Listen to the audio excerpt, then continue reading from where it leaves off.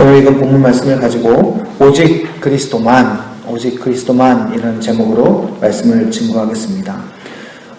오직 그리스도께 붙들려 살아가는 사람의 삶의 태도, 신앙의 태도들을 오늘 본문 말씀을 통하여서 살펴볼 수 있습니다.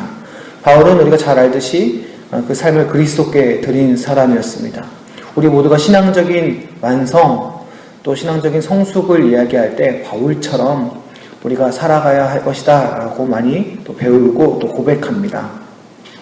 그렇다면 그리스도께 인생을 드린 사람이 어떤 사람인가 살펴볼 텐데요.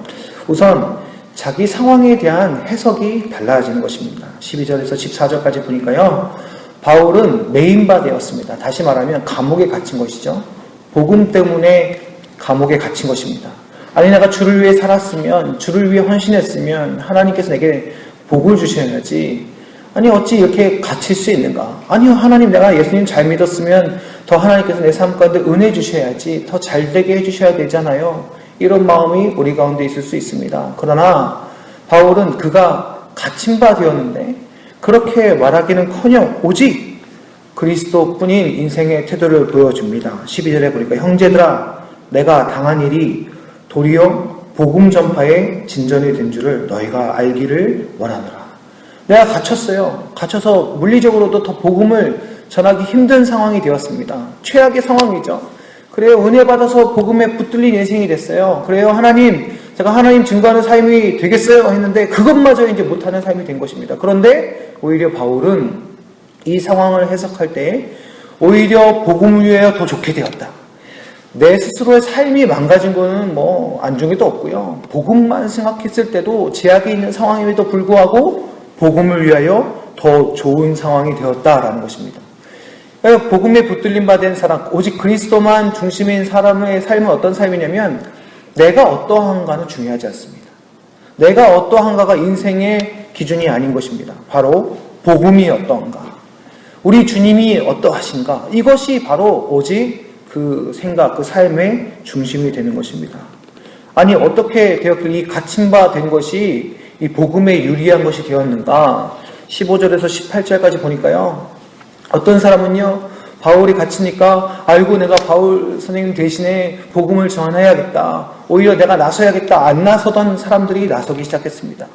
또 어떤 사람은요, 야, 이 기회는 찬스다 딱 이러면서 내가 이 바울의 자리를, 이 신뢰받고 이 스승으로서 존경받는 이 자리를 내가 뺏어야겠다, 전도의 열심으로 투기와 시기로 전도를 하기 시작했다는 것입니다. 바울이 딱 보니까요, 아니, 야, 그래, 나를 따르던 사람이 이렇게 많이 있었구나 하면서 만족했을 수도 있고요. 또 아이고, 저놈이 나한테 좀 그런 인간된 마음으로 경쟁하는 마음이 있었구나, 이러고 사람들의 마음으로 생각할 수 있지 않습니까? 위기 속에서 네 편 내 편 가를 수 있는 좋은 기회인데요, 바울의 관점은요, 오직 복음에만 있었습니다. 이러면 어떠냐? 나를 시기하던 또는 내 빈자리를 메꾸려고 열심히 하던 뭐 이러면 어떠냐? 어쨌든 복음이 전파되는 거 아니냐? 심지어는요, 이게 외식이라 할지라도 상관없다. 어쨌든 그들의 입술을 통하여서 복음이 전파되는 거 아니냐? 이러면서 만족했다라는 것입니다.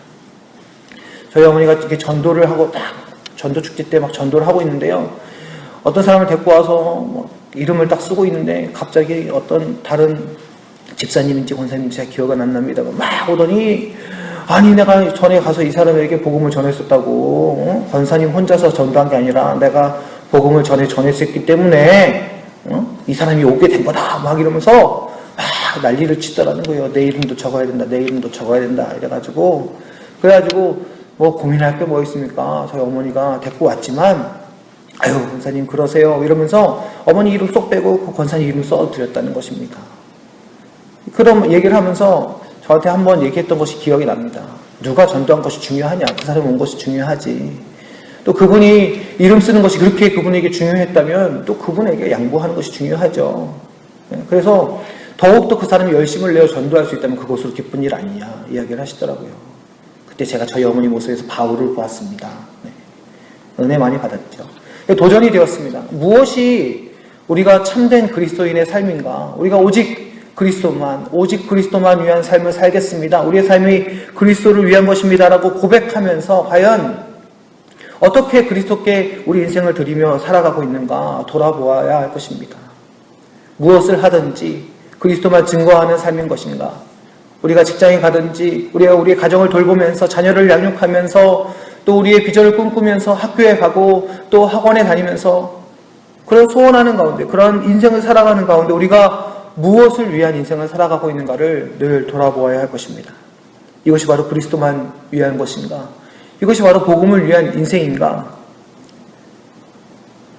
그렇게 해서 바울이 고백했던 그 인생은 19절에서 21절의 내용을 보시면 사는 것과 죽는 것 상관없이 오직 그리스도만 존귀케 되면, 그리스도만 드러나면, 그리스도만 자랑할 수 있다면 그가 처해 있는 상황이 비록 매임이라 할지라도 만족하는 인생이 될 수 있었다라는 것입니다. 이미 바울은 갈라디아서에서 그의 삶의 가치관을 이미 선포한 적이 있습니다. 갈라디아서 2장 20절입니다. 내가 그리스도와 함께 십자가에 못 박혔나니 그런즉 이제는 내가 산 것이 아니요 오직 내 안에 그리스도께서 사신 것이라. 이제 내가 육체 가운데 사는 것은 나를 사랑하사 나를 위하여 자기 몸을 버리신 하나님의 아들을 믿는 믿음 안에서 사는 것이라. 우리가 너무나 잘 알고 있는 바울의 고백이지 않습니까? 그러나 이것이 바울의 고백으로만 끝난다면, 말씀으로서 하나의 요절로서 끝나고 우리의 암송구절로서만 끝난다면 여러분 이것은 아무런 능력이 없는 것입니다. 하나님께서 오늘 우리에게 원하시는 인생은 오직 그리스도만 존귀케 되어지는 인생이며, 이 갈라디아서 2장 20절의 이 바울의 고백을 오늘도 우리가 날마다 하나님께 드리며 그 삶을 살기를 소원하신다는 것입니다. 22절에서 26절까지 그렇게 그리스도를 위한 삶을 살아가는 그 바울은 자기가 어느 곳에 처해 있어야 하는지도 잘 안다는 것입니다. 차라리 바울은 이런 고난과 어려움의 삶 속에서 하나님 나라 빨리 가는 것이 더 기쁘죠.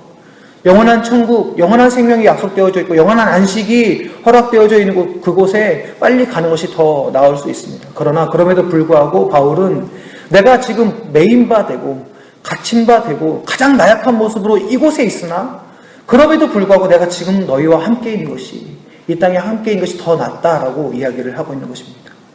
그리스도만 존귀케 되어지다 보니까 내가 지금 어디에 있는 것이 하나님의 뜻인지를 분별할 수 있다는 것입니다. 내가 지금 어떤 위치에 처해 있고, 내가 지금 고난 가운데 있든지, 내가 지금 잘됨 가운데 있든지, 내가 지금 더 나음 가운데 있든지, 더 어려움 가운데 있든지, 그런 것과 상관없이 그곳이, 내가 있는 그곳이 지금 하나님이 원하셔서 있는 것인지, 하나님의 뜻에 따라 있는 것인지를 분별할 수 있게 된다는 것입니다. 사랑하는 성도 여러분, 오늘도 우리는 하루라는 삶을 살아갈 것입니다. 오늘 주어진 이 삶이 하나님께서 우리에게 허락하시면서 오늘 어디에 있기를 원하시는지, 어디에 가기를 원하시는지, 어떤 마음 상태로 견디길 원하시는지 사랑하는 성도 여러분, 물으시며 하나님의 뜻에 따라 서기를 소망합니다. 오랜 상처와 아픔 가운데, 알 수 없는 그런 질문 가운데서 오늘도 우리는 헤매어 살아갈 수 있습니다. 그러나 사랑하는 성도 여러분, 기억하시기 바랍니다. 오직 그리스도만 인생 가운데, 우리 삶 가운데, 우리 몸 가운데 존귀케 되기를 소망하는 자에게는 하나님께서 가장 합당한 길로, 가장 합당한 자리로 그 삶을 인도하실 줄 믿습니다. 사랑하는 성도 여러분, 오직 그리스도께만 붙들리는 그러한 인생 되시길 소망합니다. 오늘 하루의 삶을 살아드리면서도 우리가 삶을 마감할 때, 오늘 하루의 삶을 마감하고 하루의 결산을 주께 드릴 때 정말 그리스도만 위한 인생이었다라는 믿음의 고백을 하시기 바랍니다. 그렇게 그리스도께서 중심이 되어지는 삶이 되어짐으로 말미암아 이 시대의 마지막에 우리가 이 마지막 때를 증거하고 마지막 때를 자랑하며 마지막 때를 선포할 수 있는 그런 담대한 삶이 우리 가운데 채워지는 줄 믿습니다. 오직 그리스도께 붙들림 바 되어서 오늘 하루를 주께 드리는 믿음의 삶이 되시기를 주님의 이름으로 간절히 축원합니다. 기도하겠습니다. 살아계신 아버지 하나님, 바울은 오직 그리스도께 붙들림 바 되어서 오직 그리스도만 존귀케 되어지는 인생을 고백하며 살았습니다. 주님, 우리는 많이 부족합니다. 우리의 삶을 돌아볼 때, 우리의 생각을 돌아볼 때, 우리의 상황을 돌아볼 때 정말 우리의 삶이 그리스도를 존귀케 하는 삶이 될 수 있을까 질문하게 됩니다. 그러나 살아계신 아버지 하나님, 우리에게 맡기신 복음을 기억하게 하옵소서. 우리를 변화시키셨던 주의 그 부르심을 기억하게 하옵소서. 우리의 모습 가운데 하나님께서 원하시는 것은 어떠한 외적인 잘남이 아니라 이 바울의 고백처럼 내가 그리스도와 함께 십자가에 못 박혔음을, 그리고 이제 내가 사는 것이 아니라 그리스도께서 사시는 것임을 믿음으로 고백하는 것임을 우리가 기억하게 하여 주시옵소서. 미약한 삶이나마 오늘 하루를 살아드리면서 오직 복음을 위한 삶이 될 수 있도록 인도하여 주시고, 우리가 처해 있는 곳, 우리의 생각, 우리의 말 하나, 우리의 눈빛 하나, 우리의 손짓 하나하나가 오직 그리스도만 존귀케 되어지는 그런 삶이 될 수 있도록 성령께서 우리를 붙들어 주시옵소서. 오늘도 그렇게 사용하여 주실 줄 믿사오며 우리 구주 예수 그리스도의 이름으로 간절히 기도드립니다. 아멘.